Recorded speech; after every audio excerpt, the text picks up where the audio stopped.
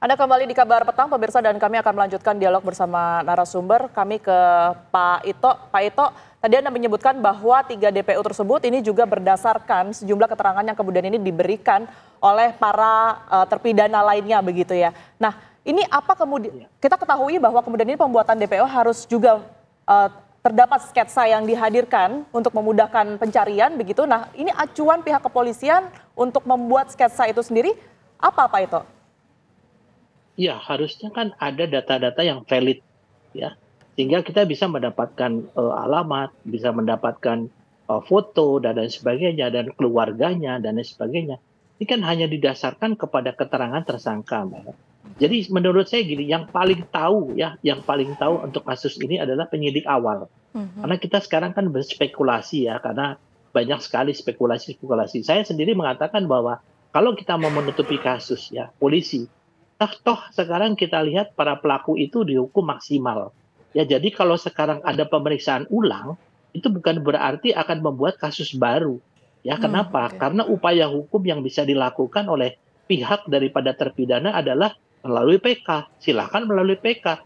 Nanti dibuktikan proses hukum. Jadi nggak mungkin sekarang Mabes Polri atau Polda meriksa kemudian dibuat tuntutan baru, dibuat ini. Saya kira nggak mungkin ya, karena menurut saya ini sudah 8 tahun sudah terdistorsi semuanya, dan saya memiliki satu keyakinan, mungkin para terpidana juga toh saya sudah dihukum berat ya, buat apa saya sekarang ngomong yang sebenarnya. Karena saya melihat di sini dari berkasnya, dari anggota Polri-nya, penyidiknya, mereka sudah melakukan proses-proses yang sesuai ini. Misalnya mereka melakukan rekonstruksi, mereka melakukan penggalian ulang untuk otopsi ulang. Ini yang meyakinkan hakim. Saya kira itu sudah selesai kalau dari polisinya ya, Mbak ya. Kalau sekarang yang mau diluruskan adalah dari pihak keputusannya, yaitu melalui PK. Silakan saja, demikian. Ya, tapi gini Pak, kita ingin mendalami lagi. Kok tadi kan Pak Ito menyampaikan DPO yang dirilis oleh polisi ini kan adalah DPO bayangan untuk mengakomodir keingintahuan dari publik. Kalau memang ini bayangan, kenapa dirilis sama polisi, Pak? Nah, justru sekarang kan dengan dirilis kita melihat apakah betul DPO berdasarkan keterangan itu nyata atau tidak. Kalau tidak kan sebetulnya kepada orang yang memberikan keterangan bisa dikenakan juga, dijerat dengan memberikan keterangan palsu ya. Jadi saya kira ini sekarang semuanya kan untuk bagaimana jangan sampai ada kesan ditutup-tutupi. Justru kita ingin membuka semuanya. Nah, sekarang kita melihat kalau memang tidak ada DPO itu berarti pelakunya yang mereka. Karena ini merupakan sesuatu hal yang lumrah, kalau orang terkena hukuman dia akan berusaha untuk meringankan hukumannya atau bahkan menghindar dari kamannya. Kan bisa saja begitu, Mbak, menurut pendapat saya. Artinya Anda melihat dari pihak kepolisian sendiri ini juga sebenarnya belum mengantongi berapa sebenarnya jumlah pasti dari tersangka ataupun juga pelaku dari pembunuhan Vina dan Eki ini sendiri, Pak Ito? Ya, kalau sementara ini menurut saya dari penyidik ya, apa yang sudah dilakukan penyidik itu adalah yang sudah benar gitu. Kalau memang ada dalam pengembangan lagi nanti mungkin betul-betul nyata bisa dibuktikan ya, dengan data-data yang, karena kalau orang menangkap seseorang yang dianggap DPO tapi tidak ada bukti-bukti yang mengarah kepada yang bersangkutan, kan ada sanksi atau konsekuensi hukum bagi kepolisian kan. Kita tidak sembarangan, harus cermat, kita juga harus hati-hati untuk masalah DPO, karena ini menyangkut dengan kasus yang sudah terjadi dan sudah inkrah ya, sudah diputus. Jadi kita juga tentunya harus mengaitkannya betul-betul harus cermat dan betul-betul akurat ya. Demikian, Mbak. Oke, Pak Ito tadi membantah ya, menurut Pak Ito tidak ada upaya untuk menutupi kasus ini. Kita ke Prof. Hipnu. Kalau Prof. Hipnu tadi kan mengatakan ada potensi upaya untuk menutupi kasus ini. Siapa yang punya kepentingan berkaitan dengan hal ini dan kenapa harus ditutupi kalau menurut Prof. Hipnu? Ini Pak, dalam berbagai kasus menutupi itu kalau istilahnya obstruction of justice kan itu kan. Siapa? Ya yang berkepentingan kan itu. Sekarang pertanyaannya kalau kita lihat kasus ini kan waktu itu masih anak-anak, Mbak, remaja. Berarti siapa? Adalah orang tua. Orang tua siapa? Yang mempunyai kekuatan. Karena nggak mungkin tanpa kekuatan. Kan itu. Kenapa anak? Karena waktu itu kalau sampai di Indonesia itu, Mbak, kalau seseorang itu sampai tersangka hukum, kasus hukum, wah masa depannya udah sudah ambyar, Mbak. Ini yang mungkin diperhatikan. Kenapa sampai seandainya itu betul, dari 3 itu adalah bagian dari menutupi untuk masa depan si anak. Sehingga jangan sampai masa depannya ambyar, gitu, Mbak. Oleh karena itu dari kasus ini makanya saya bisa berbeda, karena dalam teori hukum itu ada suatu error persona, kan itu bisa dimungkinkan, dan penentuan tersangka dari berbagai kasus kalau Mbak sekarang yang lihat misalkan kasus-kasus korupsi itu pun juga kita lihat kan gitu kan. ABC kenapa D tidak, E tidak kan gitu kan. Ini yang terjadi. Lah oleh karena itu apalagi kasus ini yang melibatkan banyak orang. Dengan demikian potensi itu saya melihat ada. Dan kedudukan untuk mengungkap itulah saya sepakat Pak Ito. Kalau memang yang sudah diputus ya PK. Tapi kalau yang belum ya dilakukan suatu pemeriksaan kembali. Sampai di mana? Sampai ketemu pada orangnya. Karena lokus tempus deliknya adalah jelas ada di wilayah Polres Cirebon. Gitu Pak. Baik, Prof. Hipnu, tapi kalau saya ingin kembali ke apa yang kemudian ini menjadi kendala pihak kepolisian untuk mengungkap kasus ini ya secara cepat setelah kita ketahui ini 8 tahun berlalu. Setelah kita ketahui bahwa ini sudah 8 tahun, saksi dan juga bukti ini kan bisa saja sudah rusak atau mungkin tidak sesuai dengan seperti apa yang terjadi pada 8 tahun lalu. Ini seperti apa nantinya? Ya, itulah kelemahan dalam suatu pengungkapan perkara. Sehingga sekarang ini seorang penegak hukum harus betul-betul cermat melihat suatu perkara.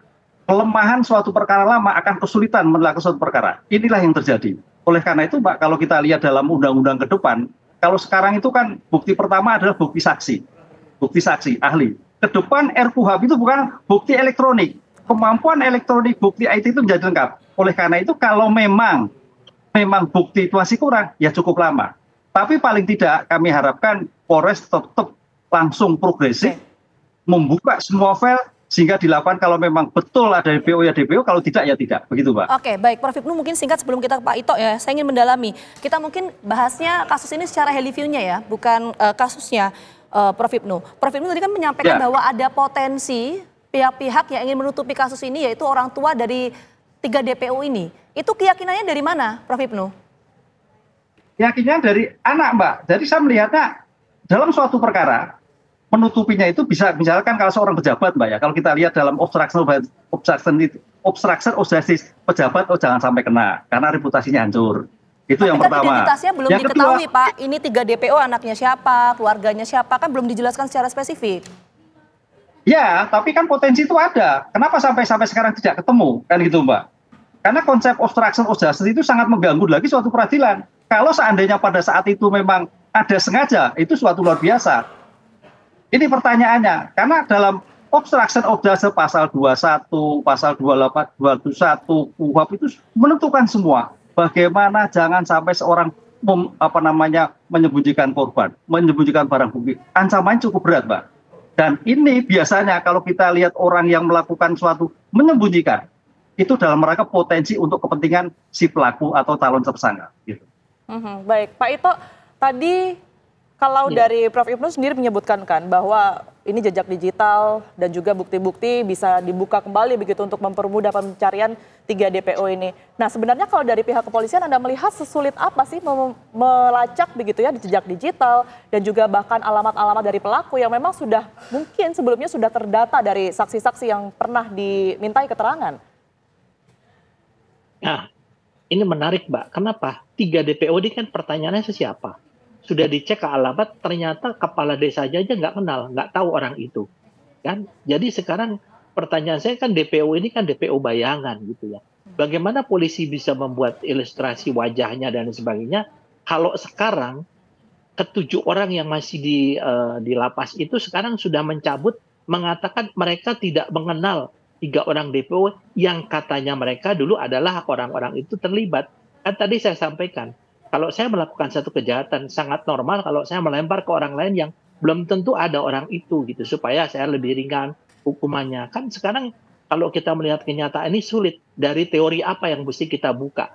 Orang DPO aja nggak jelas ya. Sudah dicek, ini ke petugas Polda Jabar sampai saat ini sudah bekerja keras untuk mengungkap ini.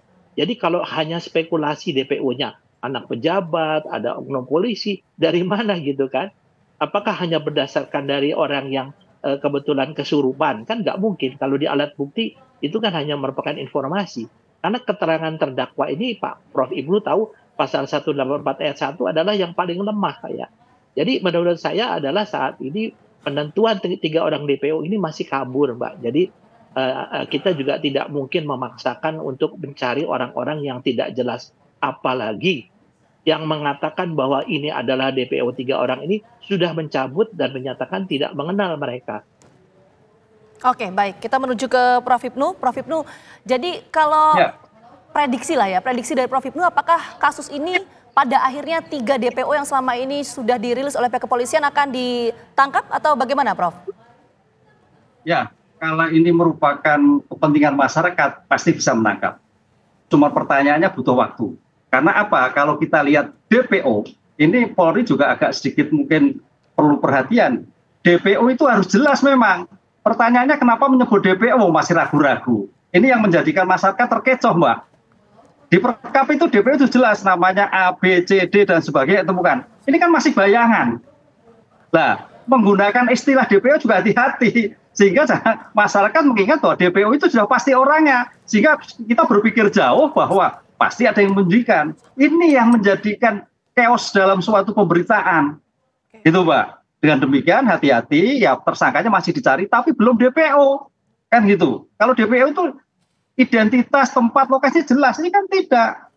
Oleh karena itu ya kita sabar dulu, kita berikan suatu dukungan pada Polri untuk segera mengungkap, sehingga masalah ini biar clear, korban clear, masyarakat juga jelas, nama baik polisi juga menjadikan dari lebih baik presisi kembali. Begitu, Oke, Mbak. nanti kita sama-sama menunggu ya, apakah 3 DPO yang sudah dirilis oleh pihak kepolisian ini akan segera tertangkap atau tidak. Sekali lagi terima kasih banyak Prof. Hipnu dan juga Pak Ito atas waktunya sudah bergabung bersama kami di Gardu Petang. Sehat selalu.